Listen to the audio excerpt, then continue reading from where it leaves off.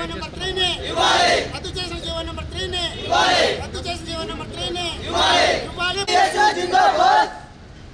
వర్ధిల్లాలి ప్రగతిశీల యువజన సంఘం, వర్ధిల్లాలి ప్రగతిశీల.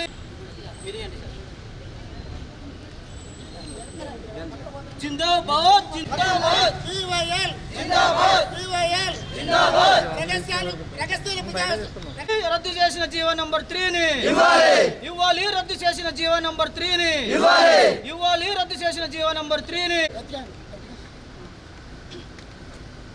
వర్ధిల్లాలి ప్రగతిశీల యువజన సంఘం, వర్ధిల్లాలి అఖిల భారత రైతు సంఘం, వర్ధిల్లాలి అఖిల భారత ఐక్య రైతు సంఘం.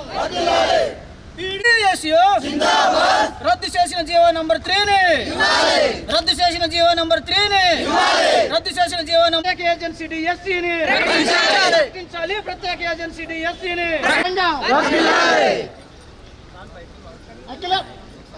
అఖిల భారత ఐక్య రైతు గిట్టుబాటు ధరలు రైతాంగ పంటల గిట్టుబాటు ధరలు చేయాలి. ఎంఎస్పీని చట్టబద్ధం ఎంఎస్పీ రైతు సంఘం. భారతదేశ వ్యాప్తంగా రైతాంగం పండించిన పంటలకి గిట్టుబాటు ధర ఇవ్వాలని ఏదైతే కేంద్ర ప్రభుత్వాన్ని 2020-21 13-14 నెలలు ఢిల్లీలో పెద్ద ఎత్తున రైతాంగం ఉద్యమం చేశారు. ఆ ఉద్యమ ఫలితంగా ఏదైతే 3 వ్యవసాయ నల్ల చట్టాలని రద్దు చేస్తామని కేంద్ర ప్రభుత్వం లిఖితపూర్వకంగా రాసిచ్చారు. ఆ నల్ల చట్టాలు మరి రద్దు చేయకపోగా దాని స్థానంలోనే నూతన వ్యవసాయ మార్కెట్ చట్టాన్ని తీసుకురావడం జరిగింది. అఖిల భారత ఐక్య రైతు సంఘం జాతీయ కమిటీ పిలుపు మేరకు భారతదేశ వ్యాప్తంగా అన్ని రాష్ట్ర కేంద్రాల్లో పెద్ద ఎత్తున రైతాంగ ఉద్యమం ఈరోజు జరుగుతూ ఉంది.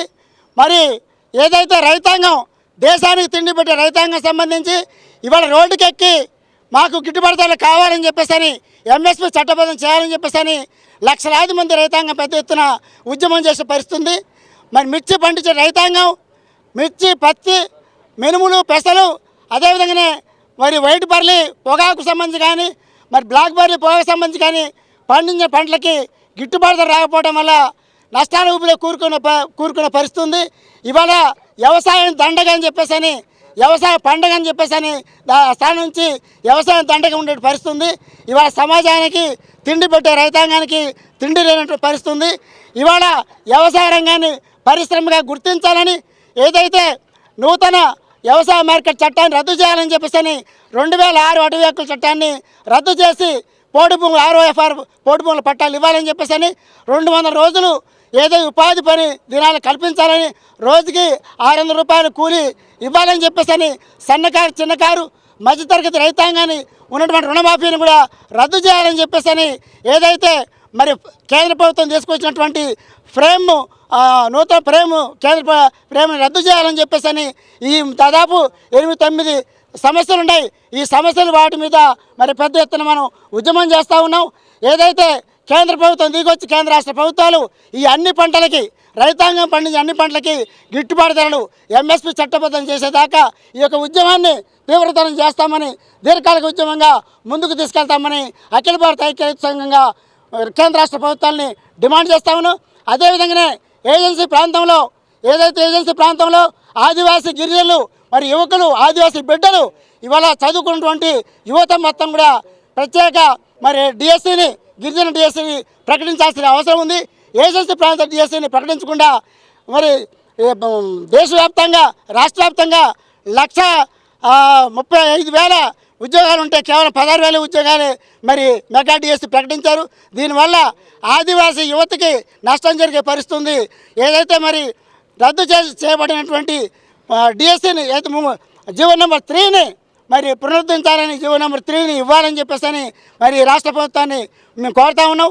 రాష్ట్ర ముఖ్యమంత్రి చంద్రబాబు నాయుడు గారు మరి ఎన్నికల ప్రచారం చేసినప్పుడు అరకులో ప్రకటించారు, రద్దు చేయబడినటువంటి జీవో నెంబర్ 3ని మళ్ళీ యువతకి ఇస్తామని చెప్పేసి, ఆదివాసీలకి విద్యా ఉద్యోగాలు కల్పిస్తామని చెప్పిన వాటిని అమలు చేయాలని, ఏదైతే ఆదివాసీ యువత మొత్తాన్ని కూడా చదువుకున్న యువత అందరికి కూడా ఆదివాసీ ప్రాంతాల్లోనే అక్కడే వాళ్ళకి 170 చట్టం ఏదైతే ఉందో, 5th షెడ్యూల్ ఏదైతే ఉందో ఆ ప్రాంతంలోనే 100% ఉద్యోగాలు ఇవ్వాలని చెప్పేసి రాష్ట్ర ప్రభుత్వాన్ని మేము కోరుతా ఉన్నాం. ఇవాళ ఇవ్వకపోతే పెద్ద ఎత్తున యువత మొత్తం ఇవాళ వచ్చినటువంటి వందలాది మంది కాదు వేలాది మంది యువత ముందుకొచ్చి పెద్ద ఎత్తున ఉద్యమం చేసిన పరిస్థితుంది.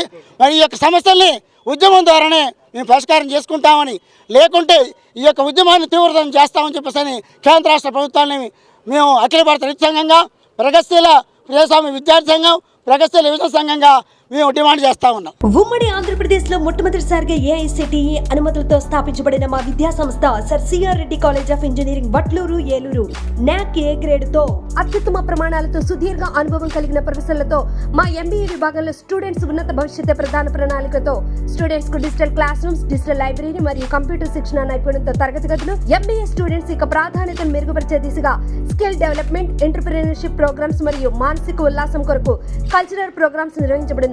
స్టూడెంట్స్ చదువుతో పాటు ప్లేస్మెంట్స్ కూడా ప్రధాన దిశగా ఇంటర్న్‌షిప్ కోర్సులు మరియు యాక్టివిటీ బేస్డ్ లెర్నింగ్ ని ప్రమోట్ చేస్తూ విద్యార్థులను ప్రముఖ కంపెనీలతో MOUs మరియు ఇండస్ట్రియల్ విజిట్స్ నిర్వహించబడును. తద్వారా మా స్టూడెంట్స్ ప్రముఖ కంపెనీల్లో ఉన్నత స్థానాన్ని అధిరోహిస్తున్నారు.